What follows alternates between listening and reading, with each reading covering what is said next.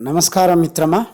ఈరోజు మనం ప్రపంచాన్ని ప్రభావితం చేసిన మహనీయులు శీర్షికలో ముద్రణా యంత్రం ఆవిష్కరించిన జాన్ గూటెన్బర్గ్ గురించి తెలుసుకుందాం.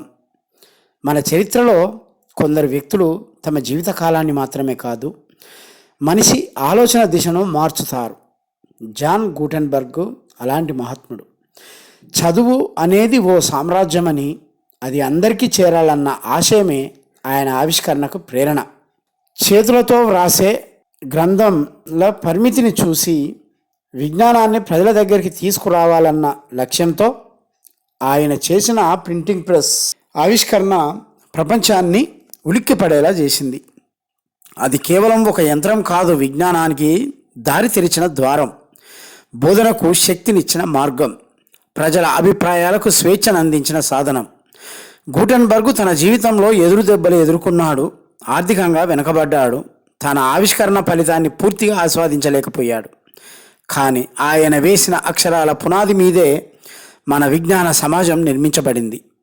ఈరోజు మనం చదువుతున్న పాఠాలు, బోధించే పుస్తకాలు, మనం పంచుకునే ఆలోచనలు, ఇవన్నీ గూటెన్బర్గ్ చేసిన మొదటి ముద్రణకు సాక్ష్యాలు. ఒక మనిషి ఆలోచనలతో చరిత్ర మారుతుంది. జాన్ గూటెన్బర్గ్ చేసినది అదే. మనందరం ఆయనను ఒకసారి మౌనంగా వందనం చేద్దాం, ఒక అక్షరాన్ని ఆయుధంగా మార్చిన విజ్ఞాన యోధుడికి. మనం ఈరోజు చదివే పుస్తకాలు, పత్రికలు, బైబిళ్ళు, పాఠ్యపుస్తకాలు, వీటన్నిటికీ మాతృస్థానం ఎక్కడుందో తెలుసా?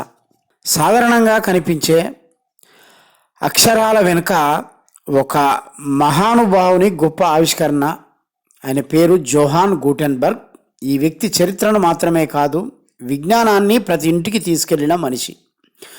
జోహాన్ గూటెన్బర్గ్ 1398లో జర్మనీలోని మైన్స్ నగరంలో జన్మించాడు. ఆయన కుటుంబం బంగారం కార్మికులకు చెందినది. చిన్ననాటి నుంచే ఆయనకు మెకానిక్స్, కార్మిక కళలు, లోహాలపై ఆసక్తి.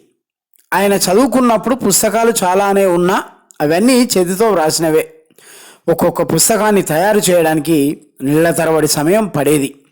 పుస్తకాలు చాలా ఖరీదైనవి, అందుబాటులో లేవు. ఈ సమస్యను గమనించిన గూటెన్బర్గ్ ఒక అద్భుత ఆలోచనతో ముందుకొచ్చాడు: బహుళంగా పుస్తకాలను ముద్రించటం. ఇదే సమయంలో యూరోప్లో విజ్ఞానం పరిమిత వర్గాలకు మాత్రమే పరిమితమైంది. సామాన్య ప్రజలకు చదవటం, విజ్ఞానాన్ని అందుకోవడం చాలా కష్టమైన విషయం. గూటెన్బర్గ్ ఈ లోపాన్ని గుర్తించి ప్రింటింగ్ ప్రెస్ అనే విప్లవాత్మక ఆవిష్కరణ చేశాడు. ఇది సుమారు 1440లో జరిగిన సంఘటన. ఆయన తయారు చేసిన ముద్రణా యంత్రం పూర్తిగా లోహంతో తయారు చేసిన మూవబుల్ టైప్ పద్ధతిని ఉపయోగించింది. అంటే ప్రతి అక్షరాన్ని విడిగా తయారు చేసి వాటిని కలిపి పదాలు, వాక్యాలు తయారు చేయడమే. ఈ పద్ధతిలో టెక్స్ట్ మళ్ళీ అమర్చవచ్చు, ముద్రించవచ్చు. అయితే ఇది చిన్న పని కాదు. ఈ యంత్రం తయారీకి ఖచ్చితమైన ఇంజనీరింగ్, ప్రత్యేక మిశ్రమాల లోహం, ప్రత్యేక మిరుమిట్లు కలిగించే ముద్రణ చాలా అవసరమయ్యాయి. ఈ ముద్రణ విధానం వల్ల ఒకే పుస్తకాన్ని వేల ప్రతులుగా తక్కువ సమయంలో, తక్కువ ఖర్చుతో తయారు చేయగలిగారు. ప్రపంచం మారిపోయింది. గూటెన్బర్గ్ ప్రింటింగ్ ప్రెస్ ద్వారా ముద్రించిన మొట్టమొదటి గొప్ప పుస్తకం గూటెన్బర్గ్ బైబిల్. ఈ బైబిల్ను ఆయన 1455లో పూర్తి చేశాడు. ఇది లాటిన్ భాషలో 2 కాలములతో 42 పంక్తులతో ముద్రించబడింది. దీన్ని 42 లైన్స్ బైబిల్ అంటారు. ఈ బైబిల్ విశ్వమంతా ప్రాచుర్యం పొందింది. ఇది కేవలం మత పుస్తకమే కాదు, ఇది చదువు, విజ్ఞానం, ముద్రణా యుగానికి నాంది. ఒక్క గూటెన్బర్గ్ బైబిల్ వల్ల యూరోప్లో విద్యా విప్లవం ప్రారంభమైంది. ప్రజలు తమ భాషలో పుస్తకాలను చదివే అవకాశం పొందారు. వైద్యులను, రాజకీయ నాయకులను, మేధావులను ప్రభావితం చేసే ఈ యంత్రం పుట్టింది. కానీ గూటెన్బర్గ్కు గుర్తింపు మాత్రం ఆలస్యంగా వచ్చింది. ఆయన తన జీవితంలో చాలా ఆర్థిక ఇబ్బందులు ఎదుర్కొన్నాడు. గూటెన్బర్గ్పై కేసులు కూడా పడ్డాయి. అతని భాగస్వామి అయిన యోహాన్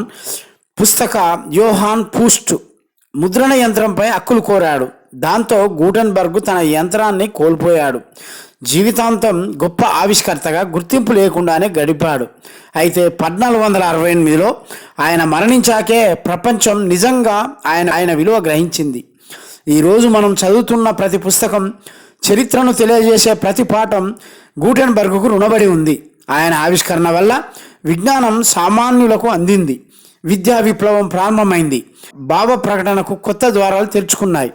జోహాన్ గూటెన్బర్గ్ ఒక వ్యక్తి చేయగలిగిన మార్పు ఎంత గొప్పదో చూపించిన నిదర్శనం. ఆయన్ని సమకాలీనులు గుర్తించకపోయినా చరిత్ర ఆయన్ని చిరకాలం గుర్తుంచుకుంటుంది. ఒక కళ మాత్రమే ప్రపంచాన్ని మార్చగలదు, కానీ ఆ కళను గట్టిగా నమ్మిన వారే చరిత్రలో నిలిచిపోతారు. జోహాన్ గూటెన్బర్గ్ ఆ కళలను ముద్రించిన మహానుభావుడు.